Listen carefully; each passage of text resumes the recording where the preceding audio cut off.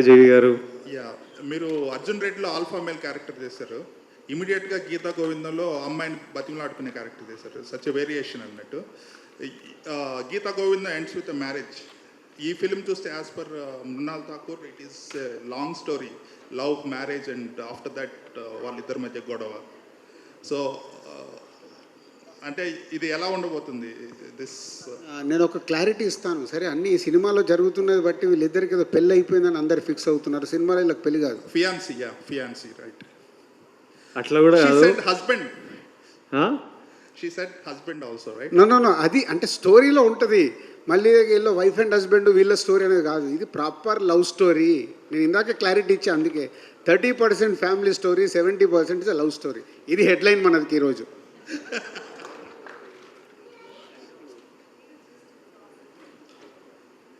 ఆమె ఎక్స్ప్లెనేషన్లో కొంచెం అట్లా మిస్కమ్యూనికేషన్ అయింది. ఆమె ఇమోషనల్లీ అట్లా కొన్నిసార్లు ప్రేమతోని See, sir, it's just an emotion. Sometimes you have to wait till he becomes husband. Sometimes boys are so irritating and cranky that they are pagal kinka.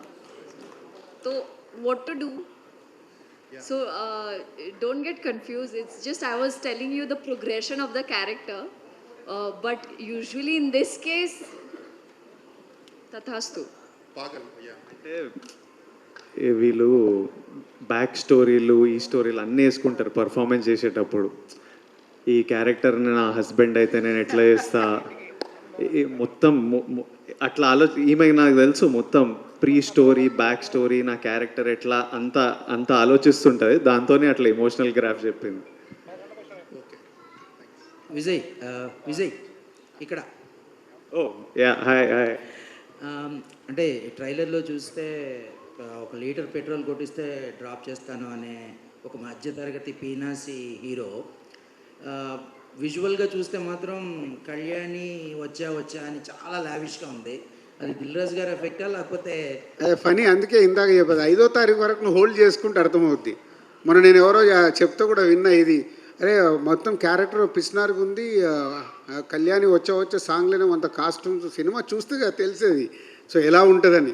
అలాగే అని పిసినారి క్యారెక్టర్ కాదు సినిమాలో, జాగ్రత్త పరుడు. చాలా తేడా ఉంది. పిసినారి అంటే అమ్మో నేను అసలు పెట్టా అనేవాడు, నాకెందుకు అనేవాడు. జాగ్రత్త పరుడు ఏంటి? ఓహో నెక్స్ట్ జనరేషన్ ఉన్నారు, వాళ్ళు ఉన్నారు, వీళ్ళున్నారు, మనం జాగ్రత్త పడతాం. అలా నాన్న బడ్జెట్ వేసుకున్నాడు చూడు, అట్లా జాగ్రత్త పరుడు. నెల ఎంత వస్తుంది, నేను ఎంత స్పెండ్ చేయాలి, సో దానికోసం ఏం చేయాలనేది చేస్తాడు. కానీ జెన్యున్గా కన్ఫ్యూజ్ అయినరా? ఇట్లా వీడు పెట్రోల్కి డబ్బులు అడుగుతుండు, ఇక్కడ సాంగ్ ఏమైంత రిచ్గా ఉందని జెన్యున్గా అందరూ కన్ఫ్యూజ్ అయినరా? లేదా ఊరికేనే ఏదో వేసుకుందామని అట్లా వేస్తున్నారా? నాకు జెన్యున్గా డౌట్. ఎందుకంటే సినిమాలు చూసినోడు ఎవరికి డౌట్ రాకూడదు. డ్రీమ్ సాంగ్ అనే కాన్సెప్ట్ మనం పుట్టినప్పటి నుంచి చూస్తున్నాం.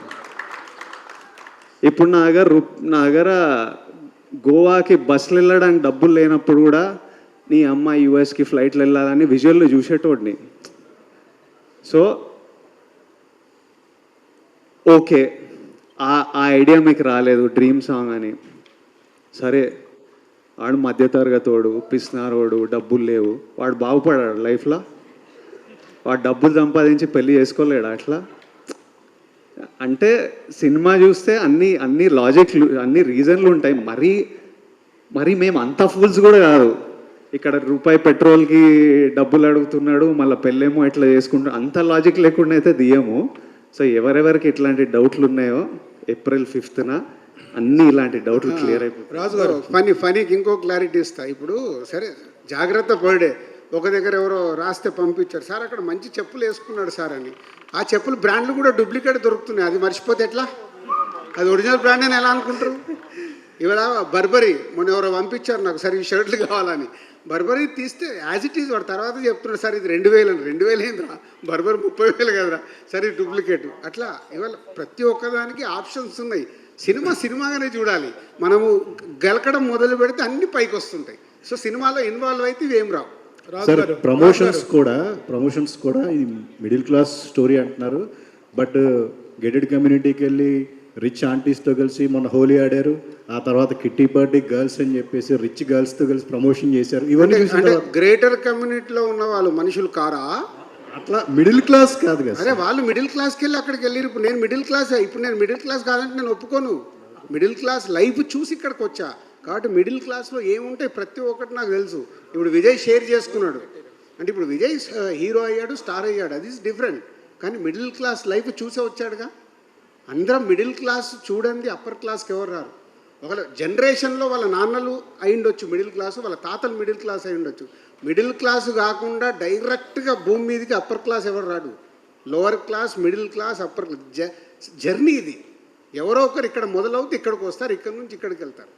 సో అంతేగాని వాళ్ళకు కూడా అన్ని ఫీలింగ్స్. ఇప్పుడు నేను చిరంజీవి గారు చెప్పారు విజయ్ దాంట్లో, నేను పేస్ట్ని ఇలా చేస్తాను అని కదా.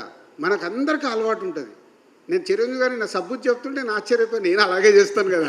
సో ఇట్స్ ఎ కామన్ మన సైకాలజీ. ఎందుకు వేస్ట్ చేయడం దాన్ని? అంటే మీ ఫ్యామిలీ స్టార్, మీ కుటుంబంలో మీ ఫ్యామిలీ స్టార్, టీంలో ఫ్యామిలీ స్టార్ అంటే ఎవరు సార్? కేవలం అంటే మీ పర్సనల్ కుటుంబాల్లో కాకుండా మీరు ఒక టీమ్గా వర్క్ చేశారు ఈ 120 డేస్. మీ ఫ్యామిలీలో ఫ్యామిలీ స్టార్ అంటే ఎవరు చెప్తారు మీ అందరిలో? ఈ సినిమాలోనా, ఈ టీంలో, ఈ మూవీకి సంబంధించిన దాంట్లో ఫ్యామిలీ స్టార్ ఎవరని చెప్పాలి అంటున్నారా?